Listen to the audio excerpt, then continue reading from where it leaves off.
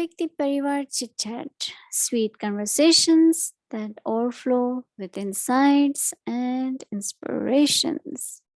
So, we welcome our dear Brother Eric. Welcome.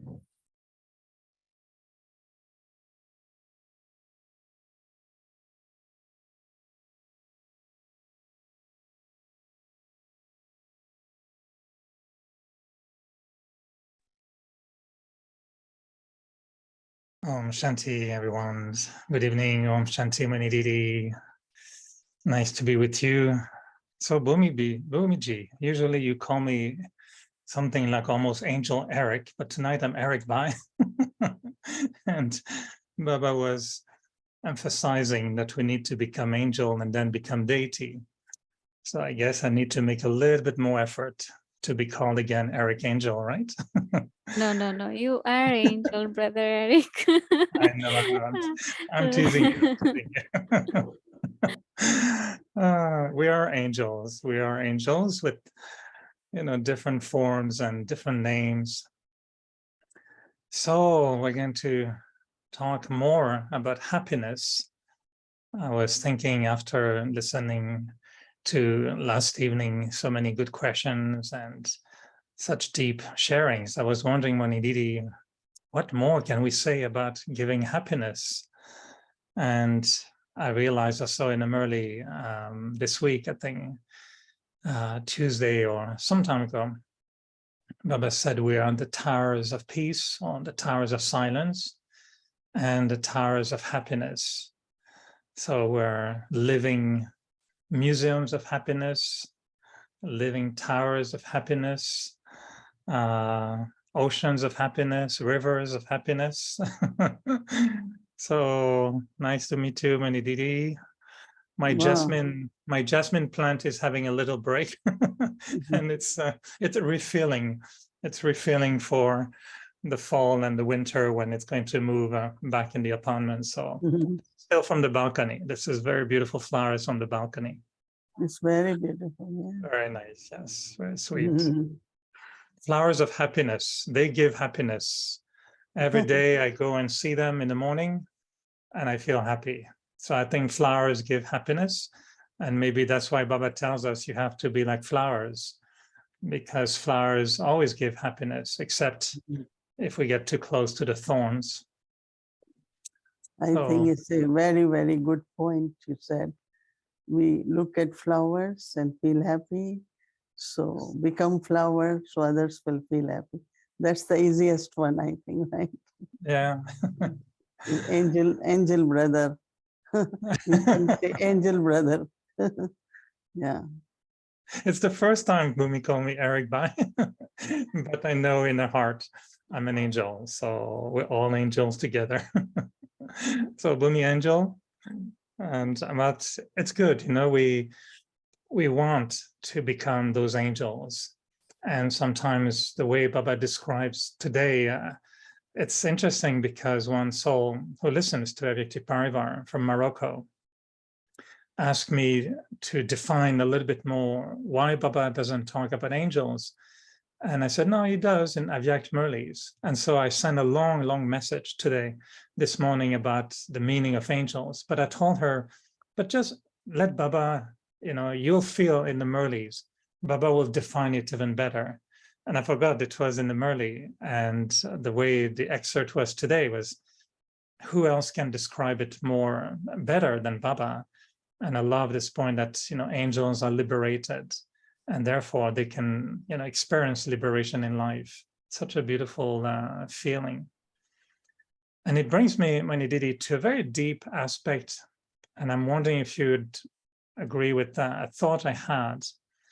And I was thinking about the link between being influenced, attachment, and dependency. And I was thinking that sometimes there is an influence, then we get attached a little bit, but then we become dependent. And I was wondering, when we give happiness, or when we serve, and when we try to make people feel good and we want to help them, how to make sure that the influence we have on them is such and it's a positive one. So they don't get attached or dependent on us. Deep question.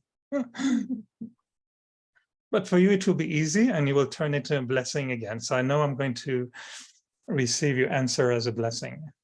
Mhm. I don't think when it comes to purity, love of soul consciousness, there is dependency. Because whatever soul has experienced has become part of the soul. And that means that becomes the sanskar. That means I looked at flower, I felt very happy. But then it becomes now sanskar that I'm looking at flowers and I'm feeling happy. But then if it's dependency on flowers, or it can become my sanskar also of remaining happy. So I remember that once a lot of people say that we don't want to depend on God. Every time we have to ask Him. But we say no.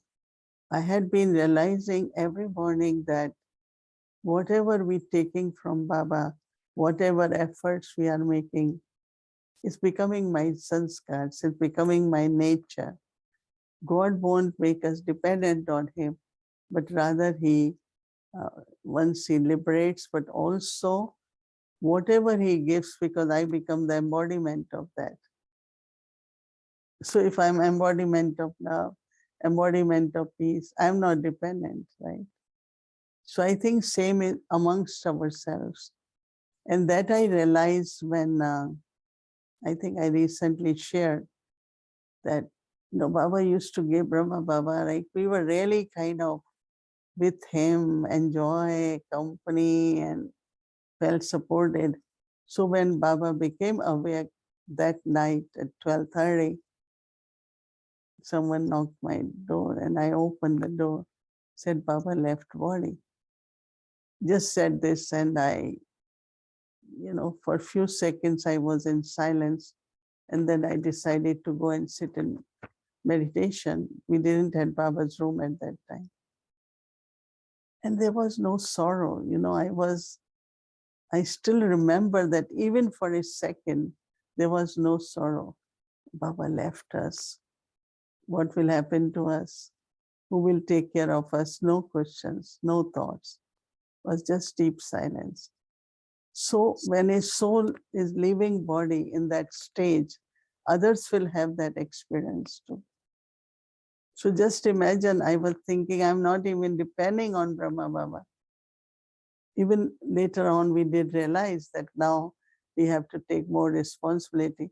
But his presence was felt all the time. Baba is still guiding us. Baba is still with us. So I'm just giving example. That means amongst ourselves also, there won't be dependency, So experience it, receive it, become the embodiment of that. So there is no dependency. So don't be, it's kind of little fear is there, that there is influence, then attachment, and then dependency. But also taking what we are taking from each other.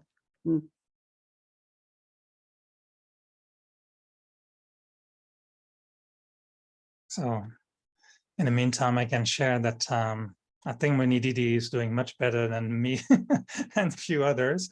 When we heard that the Prakashmani left the body, I don't think there was sorrow, but there was some thoughts going on in terms of questioning how I'm going to reposition my Brahmin life without Dadi Prakashmani, and the same with Dadi Janki. So in a way, maybe it's not dependency, but I know the influence that these souls had on my life and how much they brought into my life. And I've been aware that we shouldn't be attached to them.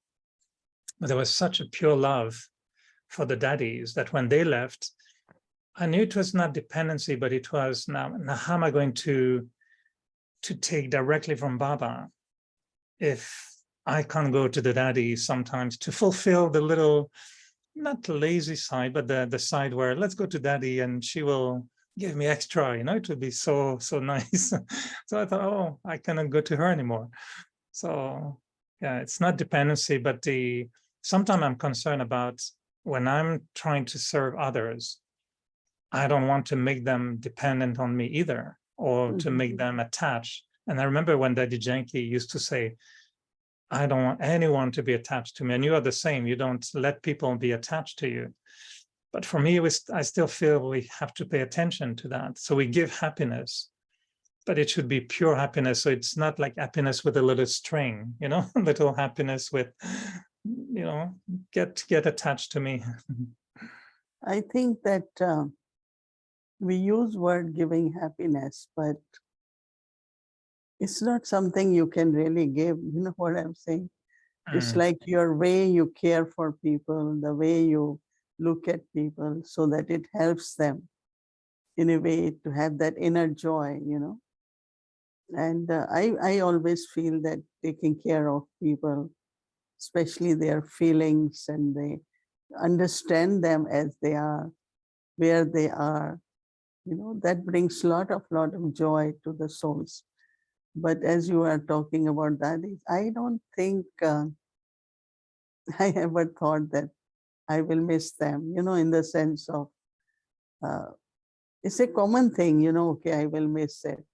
Because the strength we were getting, if Dadi Janki is around, you have so much courage and so much, like everything is going to be okay, nothing is big, Her energy was such that she will say, if there is a situation, if it's big, make it small and don't worry about it, it will get solved. But then what happens, what they taught us, what they told us, we have chance to use it more and more. So that's not a dependency because it's coming from God. They received, then we receive, and many are receiving from us, right? Teachings are God's teachings, right? Knowledge is, wisdom is coming from God. So my real connection again is with Baba, is with God. But then of course he has, I think it was necessary, it is necessary until now to have right instruments in front of us, and we do take from them. And but whatever we take, whatever we understand, we keep using in our life. It's still our strength. It's not dependency. I'm glad you mentioned that we don't really give happiness, because it was a question I wrote down for tonight was, do we have the conscious thought, okay, let me give this one happiness. It feels like, we would be like a nurse feeling something in the needle, say, what does this one need? Happiness, please, happiness in the needle, and give an injection of happiness. And it doesn't feel like, I think maybe having the thought to give happiness to someone already compromise the truth of happiness, right? In a sense that if it's premeditated, it's not pure, like you said. Just like the flower doesn't think, oh, Eric is coming on the balcony, let me give beauty and fragrance. It's the nature of the flower to give happiness. But it's also like when Baba said, don't give sorrow, give happiness, then you can understand. And, that don't cause sorrow, give happiness. That means don't say anything or do anything which hurts people's emotions or feelings, or, so that I can understand. Don't give sorrow, but give happiness, right? So then we can see that sometimes we are not intending, but people can take sorrow. So that's where we also have to be careful not to take sorrow from anything. I like the, again, Daddy G, correct me, maybe I'm remembering wrong, but I think I remember her saying in English, and I think it was played maybe in Avyakti Parivar, I can't remember, but she used to say, give happiness, take happiness, give love, take love, give peace, take peace. So we take happiness. Do you feel that we also can say, okay, don't give sorrow, don't take sorrow, but give happiness and take happiness? How do we take happiness? No, so that is what she meant, that whatever you will give, you will be able to take, right? If I am giving happiness, I will take happiness. If I am sharing love, I will get love. If I give respect, I will get. So what you give, that's what you get. No, because it's like you are giving, you are kind of, let's say you are very joyful, others also suddenly, they also join you in that joy. So it's like receiving and giving. So I think what her aim is that you can only get happiness if you give happiness. I was, I was understanding it as well as, even if someone is a little bit rude or unpleasant, I can transform what I'm hearing into, oh, this is good, this is good for me. I can practice more, or thank you for, I can transform what I hear into something positive. So I feel even happy about it. It's good. You're insulting me. Thank you. This is very good. Very good. Now I can be more. Thank you. Baba says your enemy, those insult you are your best friends. So in a way, they make us very humble. So I'm happy. If you insult me, I'm happy. That way I was thinking. Yeah, that's good idea. Sometimes I'm thinking that, I'm listening, I'm always amazed how much you can share every evening. And, we all want, I think, to become all virtuous, towers of happiness, oceans of happiness. How do you feel we should be paying attention that trying to be always so good, like Baba is asking us to be, doesn't become a little bit of a burden sometimes? Because sometimes we feel we never match Baba's expectation. I know I want to become Lakshmi Narayan, but I don't know if I even reached Ram and Sita stage yet. So I'm thinking, okay.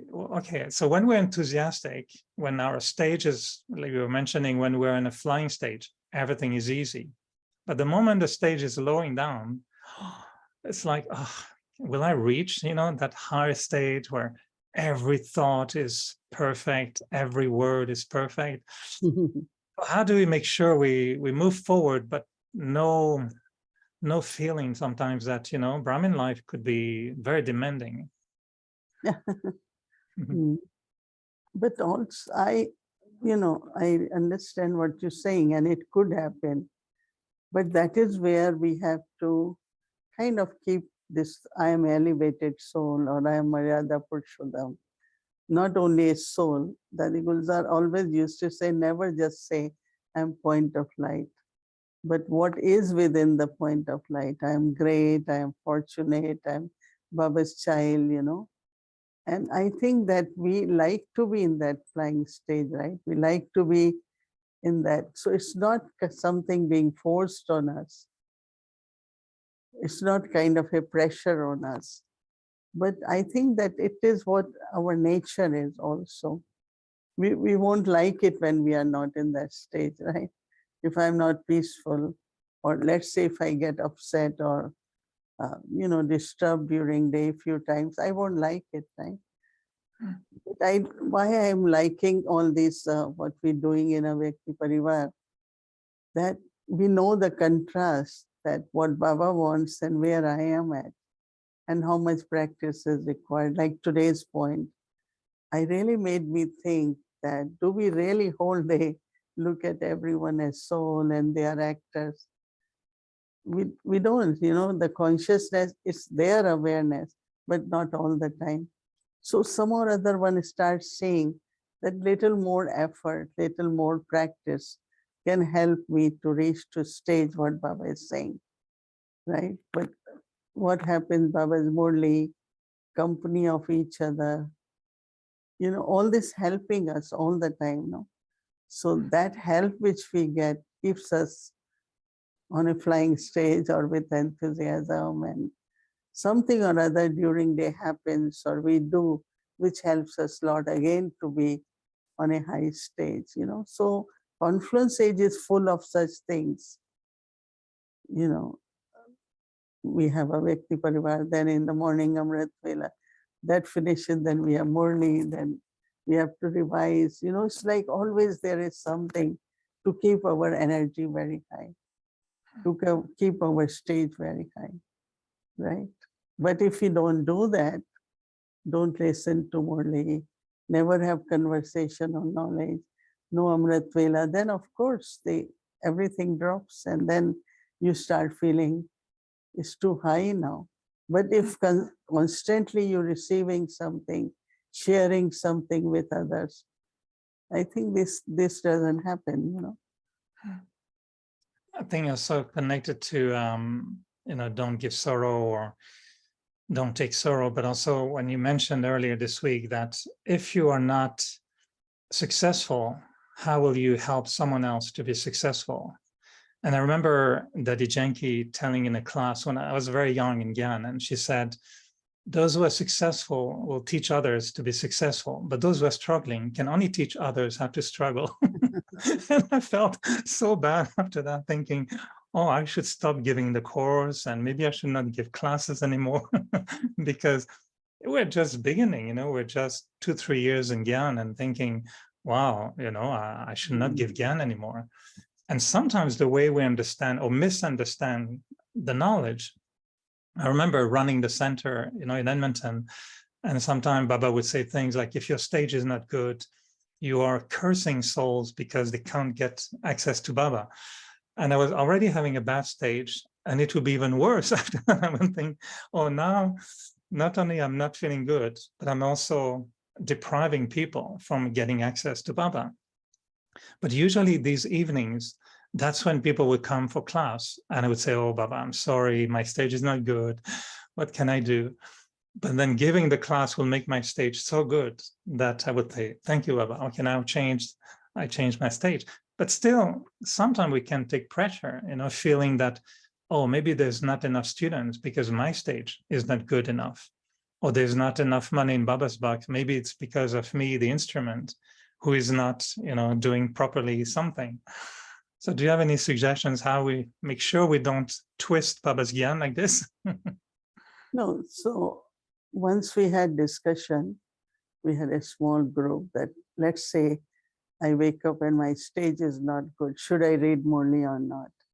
And the conclusion was that I should read Murli because it's Baba's Murli, and I am also listening Murli.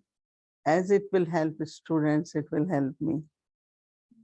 That was the conclusion, and we agreed that even your stage is not good, or you're empty or whatever, you still should read Murli and give class, because as it will help others, it will help you also. Like I always say, okay, I come and sit in a Vyakti Parivar.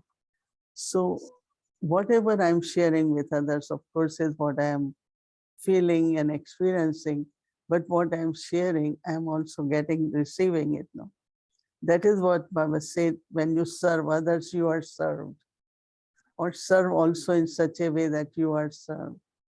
So I think we shouldn't think about not doing anything, but do it.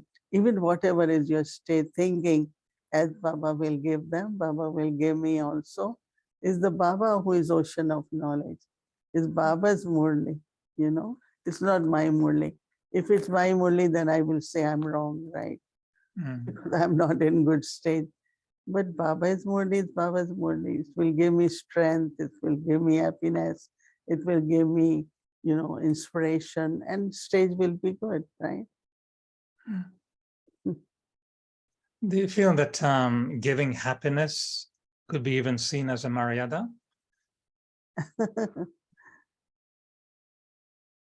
See, when you are in soul consciousness, looking at other as a soul will bring happiness, no? It is considered Maryada because, everyone who comes is just to meet, say hello, and you don't look at that soul in a nice way, you turn away your face. No, that's not giving happiness, right? Simply just I am saying, Om Shanti, are you okay? You had good trip. Just simply that can bring happiness to others. But as one of the students says, the worst day is when I go to center and my instrument is not smiling. So when she said it, I realized that what is needed for us, anyone who comes. But sometimes maybe you are not smiling because you're going through something. So I always tell students that instrument also is a student. I am also a student, so whatever happens to you can happen to me also. So you come smiling and make us smiling instead of always thinking that I should be smiling. And, so I think if we make it like we are also all effort makers, we are all instruments. So this burden all the time. I was listening to one of the class of Dr. Sachin. It was something on Maryadas. And he said something very, very interesting. He said that, there should be this whole thing of be natural and make everyone feel that we all are students. I am also effort maker. So you come to their level, they will be very happy in a way, thinking that you are higher and we are less higher. No, we are all on journey. Anyone can get tired. Anyone can. I myself know that how not supported we give lot of, like sharing with others. I shouldn't say giving. But many, many things happen and we will share with them in that their spirit, their courage, their, effort continues. Whether it was bodily sickness or sometimes there is a very strong situation. So we supported them, I remember that we never thought why their stage is like that. I didn't think Dadi will feel that way, but we rather kind of really made them understand it's not really big, this is not going to happen this way. You all should remain careful. This is what I used to do with all Dadis at certain time. So I think that same is with each other. We all are together traveling. We are real cooperation for each other is help everyone to continue on journey. Help everyone to feel that they can do it. They can make it happen, whether they are our seniors or equals or juniors.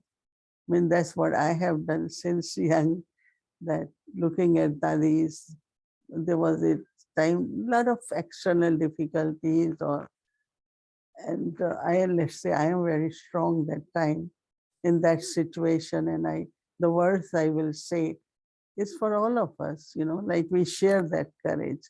We share Baba's love. We share Baba's, whatever Baba has given. So we always should remember that it is Baba who is the source. He is the one who is bestowing, and we all have to share with each other, right? So don't feel burdened every time. When I remember you were also there in the Vyakti Parivar, we had interview with Sister Jayanti, and she was emotional once or twice, and we gave her space. It's all right because it happens, you are together 60, 70 years, and suddenly not maybe separation, but just I will be responsible what Dadi was responsible for. So we support, no, we don't just say, look, what is her stage? She's not like, no. I always have done that with all my brothers and sisters, whether they were seniors, Jagdish Bhai, in the end, when I will talk, we will say words in such a way that his courage continues, even whatever he's going through physically. So I think that is sharing in a very genuine and loving way with each other is very, very important. I'm glad you're mentioning that, because I was really thinking along that way a little bit when I asked you the question about the pressure, because sometimes for instruments, they feel the pressure from the students that they should be an example, they should give an example, they should be perfect. And they put pressure on themselves as well, that I should be a model and I should give examples. So both pressures can make the instrument a little bit shrinking sometimes and feeling the pressure. So I'm glad you're mentioning that it's an attitude that we share regardless of the role that we're playing. It's not So that. that's what Dr. Sachin is saying, that how difficult it is for any sister or brother to be living a center life. And he's just telling people that we really should respect them, because it's not easy, he was saying, to be at center, because everyone's eyes are on them, the expectation. And there are some young instruments, okay, we are mature one, and I had told in New York that if you do see anyone doing anything which is not right, you tell me. You don't point out towards them. Whatever renunciation they have done, they decided to stay at center. But if you see little mistakes here and there, or even sometimes crying or something, you just tell me. I am the one who has to take care of them. I never allowed them to directly comment on them or tell them, look, I didn't expect you. Because they are instruments, they are also students. They are also learning. Everyone is making efforts. So cannot really point out, right? But it does happen. So that is why for me, I always support Baba's all instruments, because I know that it could be a little bit more tension because of everyone's expectation, right? You mentioned something earlier this week, I think, that really, or last week, that touched me very, very deeply. And it was about the connection between Shrimat and Maryadas. And you mentioned that if someone doesn't follow Shrimat accurately, they will not get the power that they need to follow Maryadas. And therefore, there may be struggle at the time, and it will be not so easy. So I was wondering, in terms of, since we're looking at happiness, what is the Shrimat you think is connected to becoming naturally that soul who gives and shares happiness with others? Which Shrimat does it come from, do you think? So like Baba said, that if you see someone not following, doing something which is not right, and we complained to Baba, and then Baba said, don't be advocate, don't be lawyer, don't be a judge. So that's the Shrimat, right? The Shrimat is that I shouldn't be looking at anyone or even punishing, you don't come to class, you shouldn't be doing this. All that is punishing a person. You don't have that right. It's not Maryada. And that really also touched me, that it's not Maryada of Brahmin life to point out towards someone or, kind of make them feel bad or judgment on them. So that's the Shrimat, right? So if I follow that Shrimat, I don't do that, then I'm following the Maryada also, you know. But if I do not, if I break that Shrimat and keep doing, there are many who do it. You cannot come to the center. No, Baba has never done it to anyone, you cannot attend Murli, but they do it. And the reason is because whatever difference of sanskars, or they don't like certain things. And they are not supposed to do that, right? So it's like somewhere breaking the Shrimat. Shrimat more like a law, You're breaking the law. And when you break it, then many other things start happening. Lovely.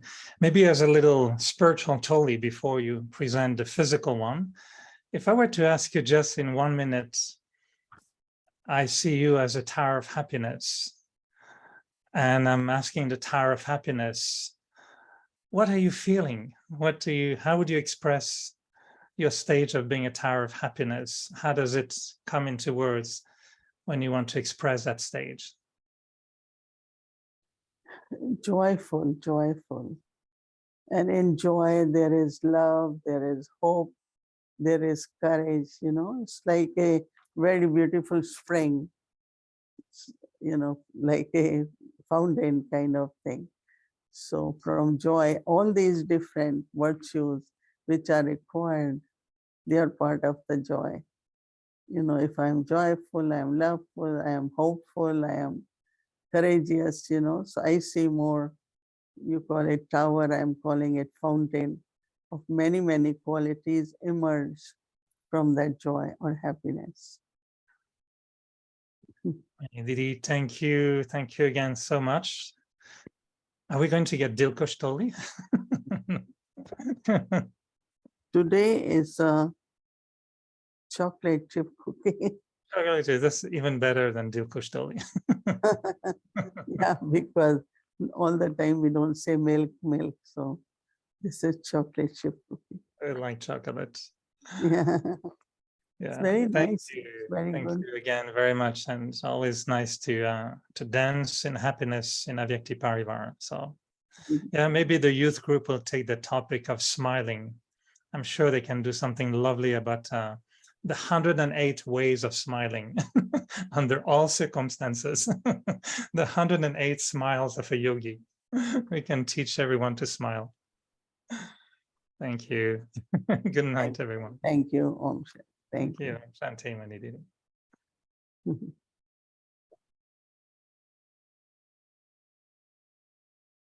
Thank you, dear angel brother Eric.